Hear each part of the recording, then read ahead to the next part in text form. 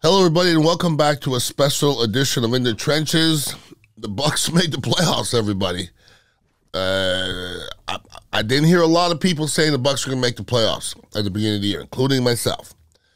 It's not about being right and wrong, because the Bucs are close to where I thought they were going to be. Baker Mayfield is substantially better than I thought he was going to be this year. He didn't play great yesterday or last couple games, but yesterday was rough. But in general, Baker Mayfield was substantially better than I thought he was going to be. But everywhere else, the Bucs overachieved some spots. Otherwise, they're probably about where I thought they were going to be. They're a playoff team. It's hard to even say they're a good team, okay? Because they're a 9-8 team, and they backed into another NFC South 3 in a row, which is a beautiful thing. But to be 9-8 in a historically bad NFC South, it's historically bad. 2 years in a row. It's hard to say they're a good team, okay? Now, I got that out of the way. The Bucs are in the playoffs, and they're playing the Eagles. And here's my helmets. These are actually my helmets from back in the day. They're playing the Eagles, and I'm telling you it's a coin flip. The Eagles ain't that damn good. I watched the Eagles yesterday. They ain't that damn good. I'm not telling you the Bucs are good. I'm not. But the Eagles ain't that damn good. The Bucs still, yesterday they beat Carolina in Carolina. A win's a win. Because I gave the Bucs a 40% chance of losing that game. That's still 40%. They won the game. They got a shot. Defensively played great. Offensively, didn't look right. Doesn't matter. A win's a win. That's it. Period. All right? The Bucs have won 5 of the last 6, and the Eagles have lost 5 of the last 6. You got to say there's at least a coin flip on this thing. I think I heard the spread is 2.5 maybe. It's a coin flip. Come on, man. You lean to the Eagles? Sure. Okay, the Eagles probably have more bona fide football players than the Bucs do. But that's not what it's about. That's not what football is about. All right? Go back to the first game where the Bucs played the Eagles. They beat us 25-11. I mean, they outperformed us by about 300 yards. They had 271 yards passing, 200 yards rushing, 6.1 yards per play. They had 27 first downs. This was the worst game the Bucs played all year. 10 for 16 on third down, 2 for 3 on fourth down, 78 plays. Yeeks. They had the ball for 39 minutes. That was not a pretty game, all right? See that? It means absolutely nothing. Throw it out. Because it never happens the same way again. Never. Never. Because people make adjustments. And you have to make adjustments off adjustments. And yesterday, the Buccaneers played hard, as they normally do, okay? But if they ran into somebody else, they'd have been in trouble yesterday. Baker Mayfield is not healthy. And here's where the conundrum is, everybody. Because if you listen to In the Trenches on a consistent basis, all right, or if you ever watch football with me at Dignitary Cafe, I say the same thing with every quarterback. Stop getting hit. I always say it. Stop getting it. You guys are applauding your quarterback for being heroic in the second quarter. I'm not. I want my quarterback to get the hell down. Those hits he took hits again yesterday. I mean, he was peeling himself off the field. Okay, you're fighting through it, and I know all you fans like to fight in him and all that kind of stuff. I like my quarterback upright at the end of the season.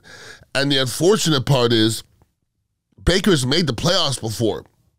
If I remember right, though, he was all harnessed up and beat up at the end of the season. He's a competitor. I get it. He has to start learning how to play smarter, all right? But yesterday, he didn't have it at all. I mean, there was a lot of points left on the field. There was some cats open. He had some misreads, like really, really poor misreads. To go against Philadelphia and that pass rush, offensive line, though, this Buccaneer offensive line, I'm not sure it's not one of our better units. when we're allowed to run the football. They've done an okay job here at the back end of the season. And the pass protection is amazing. A couple guys had some tough outings here last couple games, but I'm not going to trip on that. For the most part, the offensive line did pretty darn well.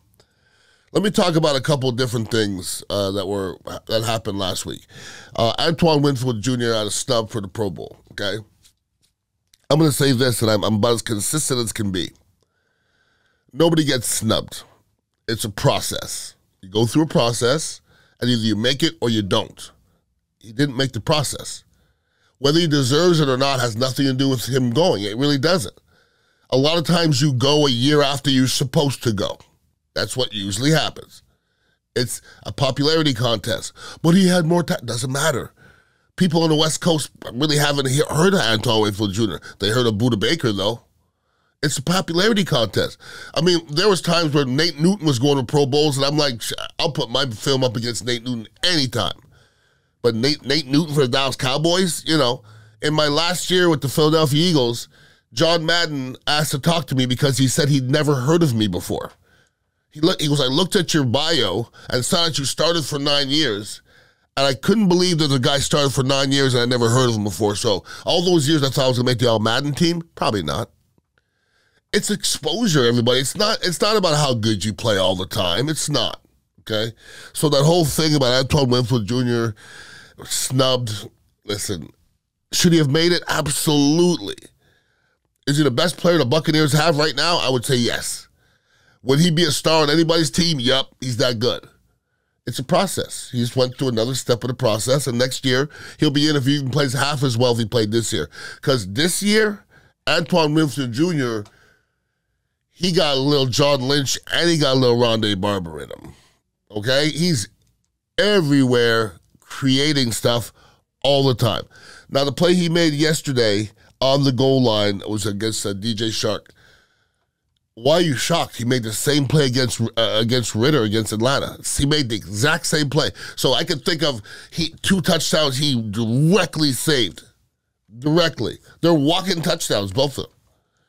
So Antoine Winfield Jr. is just a fantastic football player. He comes from good stock. I heard he's wonderful in the locker room. And a lot of times you guys hear he's wonderful in the locker room from the media. That ain't it. I'm hearing it from the right people. Okay? And the Buccaneers have to figure out ways to make that happen in the offseason. They're not going to lose Antoine Winfield Jr. I don't see that happening, okay? Now, Baker Mayfield went into that game. Do you know he had a possible $3.2 million in bonuses? He could have made $1 million because I think he made $1 million because he get 85% of snaps. I think he made $1 million if he made the playoffs, and he would have made $1.2 million if he was like some kind of percentage, and I don't think he made that. But for God's sakes, $2 million for one game, that's feeling pretty good about yourself. So Baker Mayfield this year made a lot of money. I don't mean his base salary. He made a lot of future money because there's going to be 2, 3, 4 teams after him, and that's all you need. If one team's after you, don't make money. If 2 teams are after you, if 4 teams are after you, that's when you make 30 and 40, okay? Baker is going to make that money.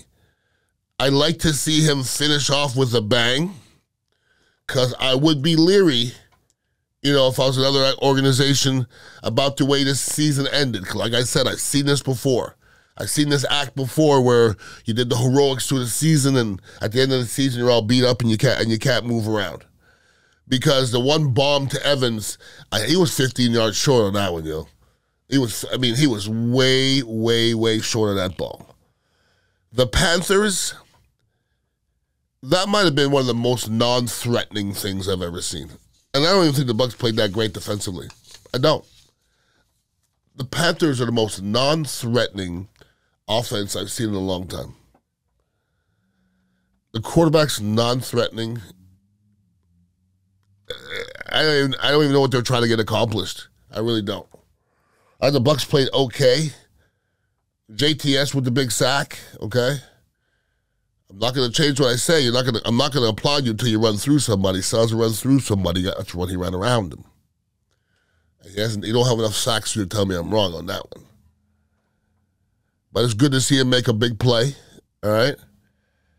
And other than that, the Bucs are running around the football field. If you watch those Eagles play yesterday, I think this Buccaneer foot defense could mess with them a little bit. I really do. I really do. That being said, I don't know if the Bucs offense can score under that Eagles defense. I just don't. Baker with the ankle, ribs. It's the ribs now. It's the ankle. Which one's worse? That's the problem in the NFL. You hurt your ankle one week, and then you worry about your ankle, and the next week you hurt your shoulder. And then your ankle's only 60%, but now you have to worry about your shoulder. And the week after that, you hurt your wrist. And then you're worried about it, and it just keeps on compounding and compounding and compounding, and you never get healthy. Because healthy is not something that happens in the NFL anytime soon. The Bucs win the NFC South 3 years in a row. I don't think anybody should have even been talking about Todd Bowles getting fired, but he's not going anywhere. Whether he wins the game or not, he's not going anywhere. They're not better than the Eagles. No, they shouldn't beat the Eagles. They shouldn't. Doesn't mean they're not gonna, though. And you can't tell me they're not going into this game with a Sluggers chance. In order for them to beat the Eagles, it's gonna have to be a low-scoring, ugly, hideous game. It's got a 9-6 or 10-9 or something like that. If it gets high-scoring, I don't see the Bucs being in that. I really don't. But then again, what the hell do I know? Everything I say usually is the other way. But listen, the Bucs make it at 9-8. Thank God they beat Carolina, or that would have been a fiasco. You want to talk about that fight? I mean, if Todd Bowles didn't win that, there have been murmurs. It doesn't necessarily mean it would have been from the Glazers. The media would have had him fired for sure. 100% the media would have had him fired. So here we are at home on Monday night against our biggest rival. The Eagles are the Buccaneers' biggest rival, period. Because, I mean, the Saints are in division, but the Bucs haven't even had as many big games against the Saints as they have against the Eagles. The Eagles are our biggest rival, going back to the beginning.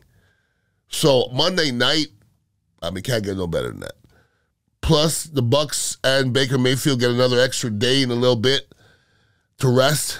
That's huge as well. Your ankle and your ribs are all banged up. That little extra rest is a beautiful thing.